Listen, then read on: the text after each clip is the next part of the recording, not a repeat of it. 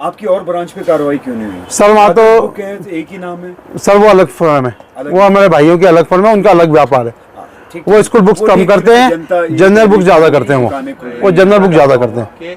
और ये जो स्कूल की किताबें जो चिन्हित करके स्कूल वाले किताबों को देते हैं, किताबों की दुकानों को चिन्हित करके कहते हैं कि वहां से ही किताब खरीदिए, इन तीनों का सिंडिकेट जो है, गठजोड़ बहुत मजबूत है। इसको तोड़ पाना मुश्किल है, नामुमकिन है मैं कहता हूं।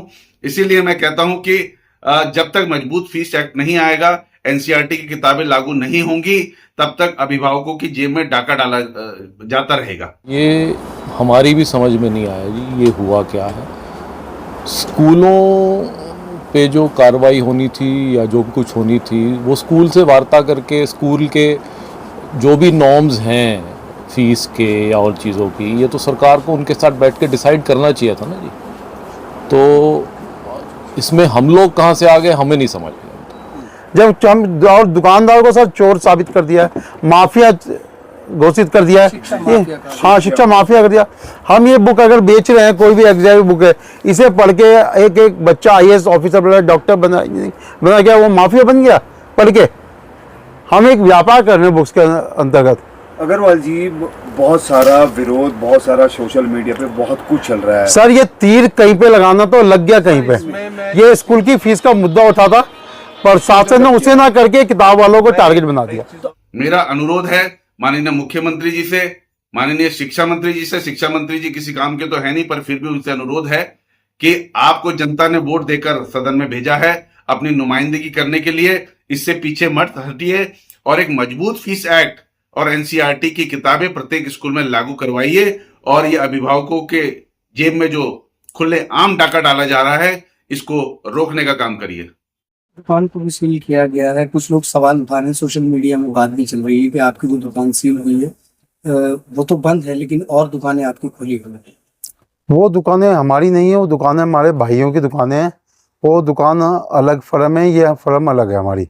इस फर्म का उस फर्म से कोई लेना देना नहीं है, पहली बात ये। और जो प्रशासन ने हमसे आईएसबीएन नंबर के यहाँ पे किताबें जब्त करी हैं, वो किताबों का आईएसबीएन नंबर होना या ना होना उसका प्रमाणित नहीं करता है। उसके लिए पब्लिशर के लड़कों ने सबने संस्पेक्ट कराया कि हमारी किताबें ओरिजिनल हैं। अब आपकी किताब आप छाप रहे हो, आप ही तो करोगे उस किताब का ओरिजिनल है नहीं है। अगर आप कहते हो डुप्लीकेट है तो उसको आप हमसे बिल मांगो, बिल हम आपको देंगे। क्यों, हमारे लोगों का जो व्यापार है सब नंबर 1 में होता है। नंबर 1 में व्यापार में किताबें आती हैं, नंबर 1 से पेमेंट जाती है पब्लिशर को, तो इसमें डुप्लीकेट कोई मायने नहीं रखता। और जो किताब हम बेच रहे हैं, वही किताब पूरा शहर बेच रहा, पूरा उत्तराखंड बेच रहा, पूरा इंडिया बेच रहा। आईसीएसई काउंसिल की किताब है वो, उसी से बच्चा 9th 10th 11th 12th में बोर्ड का एग्जाम दे रहा है, तो डुप्लीकेट कैसे होगी? अगर डुप्लीकेट तो आईसीएसई काउंसिल के इंडियन स्कूल सर्टिफिकेट एग्जाम के अंदर वो किताब सिलेबस में कैसे छपी है? क्या ये एक बहुत बड़ा इशू है कि मतलब एक आईएसबीएन नंबर पे दुकान को जब्त कर लिया है, दुकान को सील करा है, जबकि बिना नोटिस के आप दुकान को सील नहीं कर सकते, विदाउट नोटिस नहीं सील कर सकते। आपने कोई तहकील नहीं करी कि आप सील करें, ओवर रेटिंग का मामला भी नहीं है कोई इसके अंदर।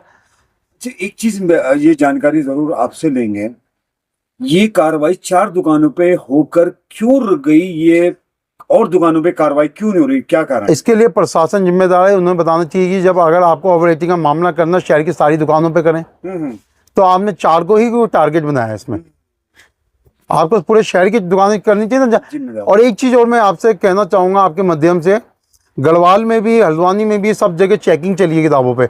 वहाँ पे दुकानदारों से किताबें जब्त करी हैं, बिल बुकें लिए हैं, पर उनकी दुकानें सील नहीं करी हैं। वो अपना व्यापार कर रहे हैं, उनका कार्य चल रहा है। पर हमने भी ये कहा था दुकानें हमारी सील मत करो। आप क्यों, आपका वही करते हो, अगर कोई दंड होगा हम देंगे जिम्मेदार। जब हम और दुकानदार को सर चोर साबित कर दिया है, माफिया घोषित कर दिया है, ये हाँ शिक्षा माफिया कर दिया। हम ये बुक अगर बेच रहे हैं, कोई भी एग्जाम बुक है, इसे पढ़ के एक एक बच्चा आईएएस ऑफिसर बना, डॉक्टर बना गया, वो माफिया बन गया पढ़ के। हम एक व्यापार कर रहे हैं बुक्स के अंतर्गत। अग्रवाल जी, बहुत सारा विरोध, बहुत सारा सोशल मीडिया पे बहुत कुछ चल रहा है सर। ये तीर कहीं पे लगाना तो लग गया कहीं पे। ये स्कूल की फीस का मुद्दा उठा था, प्रशासन ने उसे ना करके किताब वालों को टारगेट बना दिया। तो आप ही 4 को क्यों टारगेट? अब ये हम 4 को टारगेट क्यों बनाया? हम मेन रोड पे आते हैं, मेरा जो मानना है। आपकी और ब्रांच पे कार्रवाई क्यों नहीं हुई? सर वहाँ तो एक ही नाम है सर, वो अलग फर्म है, वो हमारे भाइयों की अलग फर्म है, उनका अलग व्यापार है। ठीक वो स्कूल बुक्स कम करते हैं, जनरल बुक ज़्यादा करते हैं। वो जनरल बुक ज़्यादा करते हैं। जनता को उससे क्या बेनिफिट हुआ? क्या किताबों के रेट कम हो गए या गवर्नमेंट ने कोई सब्सिडी दे दी? अगर दुकानें सील करने से किताबों के रेट डाउन हुए हैं तो मुझे बताओ, किसी की तनख्वाह कम हुई है तो जब बताओ मुझे। कुछ नहीं हुआ है। अननेसरी पब्लिक परेशान है किताबों के लिए, हमारे बच्चे और परेशान हैं। और हम लोग इसलिए परेशान हैं कि जो स्टॉक बचेगा वो 15 रुपए किलो के हिसाब से हम रद्दी में बेचेंगे, क्यों हम लोगों का वापस नहीं जाता है। क्या कहते हैं ये जो कार्रवाई हुई, इसके बारे में क्या कहेंगे? ये सही है या कितना गलत है? और सर ये भविष्य में इस साल हमें पहली बार देखने को मिला है। ये आज से पहले भविष्य में इतने साल हो गए व्यापार करते हुए, हमारी 3-3 पीढ़ी व्यापार करती आई है, और अब जाके हम लोगों को संघर्ष करना पड़ रहा है इसके पीछे। अंतिम सवाल मेरा, आप हाई कोर्ट में भी आपने याचिका, हाँ जी बिल्कुल करिए। उसकी कार्रवाई को लेकर आपने अब क्या विचार बनाया है कि कितना क्या हमें हाई कोर्ट इसलिए जाना पड़ा, देहरादून में हर प्रशासन के पास हम लोग गए हाथ जोड़ के, उन्हें लेटर भी दिया है हमने, शिक्षा मंत्री को भी दिया, डीएम साहब को दिया, एजीएम साहब को भी दिया, एसएसपी साहब को भी दिया। हमने सबको पास गए हाथ जोड़ के कि आप कार्रवाई को करिए और दुकानें खुलवाइए, पर किसी ने कोई एक्शन नहीं लिया। फिर हमें देखते हुए ये महसूस हो गया हमारी दुकानें यहाँ से नहीं खुलेंगी, तो जबरन हम 1 हफ्ते बाद वेट करके हम हाई कोर्ट पे गए हैं। हाई कोर्ट ने उस पर कार्रवाई कर रहे हैं। अब 16 तारीख की हम लोगों को डेट दी है, उस पर देखते हैं क्या होगा। अग्रवाल जी, बस अंतिम सवाल दूंगा मैं, जब ये कार्रवाई हो रही थी तो इसमें शिक्षा विभाग का भी इन्वॉल्वमेंट रहता है? बिल्कुल है। वो कौन सा विभाग था? जो शिक्षा विभाग, उत्तराखंड स्टेट बोर्ड। खंड शिक्षा अधिकारी थे या मुख्य शिक्षा अधिकारी? सर मेरे यहाँ जो सर्वे हुआ था वीके डोंजा जी शिक्षा अधिकारी आए थे, मैंने उनसे भी पूछा था इस 22 नंबर के बारे में, आप ये ISBN नंबर चेक कर रहे हैं, इसका क्या महत्व है। उन्होंने मेरे को एक बात बोली कि इसका महत्व तो अभी सर्वे होगा जब देखेंगे। उनका सर्वे ये था। क्या कहेंगे सर, कार्रवाई की गई है आपकी दुकानों पर, जो किताबें आपके यहाँ बिक रही हैं वही पूरे शहर में बिक रही हैं, ऐसा क्या आपकी किताबों में बताइए? हमारी किताबों में तो बिल्कुल ऑर्डिनरी चीज़ें हैं, जो स्कूल वाले लिस्ट फाइनल करते हैं वो हम मंगाते हैं, और मंगा के अकॉर्डिंग टू डिमांड उनको सप्लाई देते हैं बच्चों को। और कोई ऐसा एबनॉर्मल चीज़ नहीं है कि जिसके कारण सील हो। हमारे को खुद समझ में नहीं आ रहा है कि क्यों सील कर रहे हैं यार, क्यों कराए। अच्छा, जो टीम आई थी उन्होंने आपको कुछ नोटिस वगैरह दिया? कोई नोटिस हमको नहीं दिया, सिंपली यह है कि किताबें डुप्लीकेट हैं, उठाओ, इनकी कैश में वो जब्त कर लो।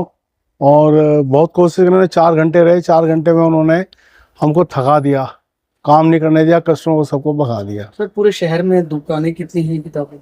100 से तो ज़्यादा ही है, 100-150। दुकानों में सिर्फ 4 दुकानों पे डुप्लीकेट? हाँ, 4 किताबों पे डुप्लीकेट, तो एक भी किताब नहीं है हमारे पास, लेकिन उनका कहना है कि डुप्लीकेट। अब कार्रवाई क्यों बंद हो गई है?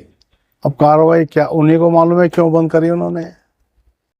सर ये जो कार्रवाई की गई है, इसको किस तरह से देख रहे हैं? आपकी दुकानें बंद है, सील लगा दी।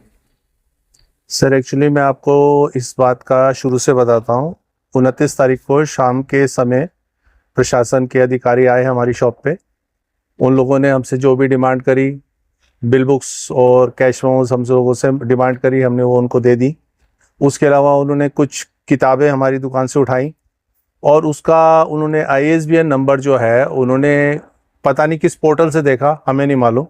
उसके बाद उन्होंने ये कहा कि ये किताबें आप हमें दे दीजिए, तो हमने वो किताबें उनको दे दी। 4 किताबें मेरे यहाँ से लेकर गए, और कुछ किताबें, ये 10 किताबें इनके यहाँ से, और 8-10 किताबें इनके यहाँ से ले गए। जिस पर कि उस दिन तो उन्होंने हमें कुछ नहीं कहा, 2 दिन तक हम लोगों ने काम किया, और उसके बाद 31 को फ़ोन आता है कि आप दुकान नहीं खोलेंगे। तो हम लोगों ने उस दिन दुकान नहीं खोली, और शाम के टाइम करीब 7-7:30 बजे हमें ये पता लगता है कि हमारी दुकानों पे सील लगाई जा रही है। जब तक हम पहुंचे तब तक वहाँ कोई था ही नहीं, और उसके अलावा कोई नोटिस नहीं था, कोई उनका कुछ उस पर शटर वगैरह पे कुछ चस्पा करके नहीं गए, क्या कारण है, क्यों किया गया है। जब हमने पता करा तो कोई अधिकारी जवाब देने को तैयार नहीं है। सर दुकानें सारी खुल रही हैं लगभग, आप 4 दुकानें को ही चिन्हित क्यों गए हैं? क्या कारण देख रहे हैं आप इस चीज? इस चीज़ के बारे में तो देखिए मैं नहीं कुछ बता पाऊंगा, प्रशासन का कोई अधिकारी इस बात का जवाब दे पाएगा। क्योंकि जो किताबें सीज हमारे यहाँ की गई हैं, ठीक है, वही किताबें इनके हैं, वही किताबें इनके यहाँ हैं। बाकी के जो करीब 150 दुकानदार हो रहे हैं शहर में, सब वही किताबें बेच रहे हैं। आप हमसे बिल पूछते ना कि आप हमें इस किताब का बिल दिखाएं, जो आप किताब बेच रहे हैं, हम आपको बिल प्रोड्यूस करते, आपने तो हमसे ये पूछा ही नहीं। आपने सीधा उठाया और किताबें आपने जब्त करी और आप चले गए। कहेंगे जो ये कार्रवाई की गई है 4 दुकानों पर की गई है, हालांकि 100 से ऊपर दुकानें देहरादून में हैं और 4 दुकानों पर कार्रवाई करके उसको बंद कर दिया गया। दून घाटी बुक सेलर एसोसिएशन की तरफ से मैं इस कार्रवाई का विरोध करता हूं और ये हमारे मेंबर्स का उत्पीड़न है। वो इंग्लिश में कहते हैं ना, सेलेक्टिव टारगेटिंग करी गई है। जो अच्छे बड़े स्कूल व्यापारी कर रहे हैं, नामी स्कूल, उनको टारगेट करके ये मैसेज देने की कोशिश करी है कि देखो जी प्रशासन कितना सजग है और प्रशासन एक्शन मोड में है। ये गलत है और मैं इसकी निंदा करता हूँ इस कार्रवाई की। इसका समाधान जो था, अगर प्रशासन चाहता तो स्कूल, दुकानदार और सरकार बैठ के निकाल सकती थी। ये एक संवादहीनता का बहुत बड़ा उदाहरण है। और अब तो जब हमारे मेंबर्स सारे हाई कोर्ट चले गए हैं, हमें हाई कोर्ट से आशा है कि इनको सबको उचित न्याय मिलेगा। एक ये कहा जा रहा था कि स्कूलों में मनमानी फीस को लेकर बात चली थी और स्कूलों के अंदर जो बुक्स वगैरह देते हैं स्कूल वाले, उनको लेकर बात चली थी, लेकिन ये इस तरफ बात कैसे आई ये समझना थोड़ा। ये हमारी भी समझ में नहीं आया जी, ये हुआ क्या है। स्कूलों पे जो कार्रवाई होनी थी या जो कुछ होनी थी, वो स्कूल से वार्ता करके स्कूल के जो भी नॉर्म्स हैं फीस के या और चीज़ों की, ये तो सरकार को उनके साथ बैठ के डिसाइड करना चाहिए था ना जी। तो इसमें हम लोग कहाँ से आ गए हमें नहीं समझ। इस ये हम अभिभावकों को तो कोई बेनिफिट नहीं हुआ। किसी को कोई बेनिफिट नहीं हुआ सर, किसी को कोई बेनिफिट नहीं हुआ। जिनकी दुकानें बंद हैं वो तो खैर लॉस में है ही, बिजनेस का लॉस है, टैक्स का लॉस है, सब चीज़ का लॉस है। एक मैसेज देने के लिए इतनी बड़ी कार्रवाई करना, क्या ये न्यायोचित है? मेरे हिसाब से तो बिल्कुल नहीं।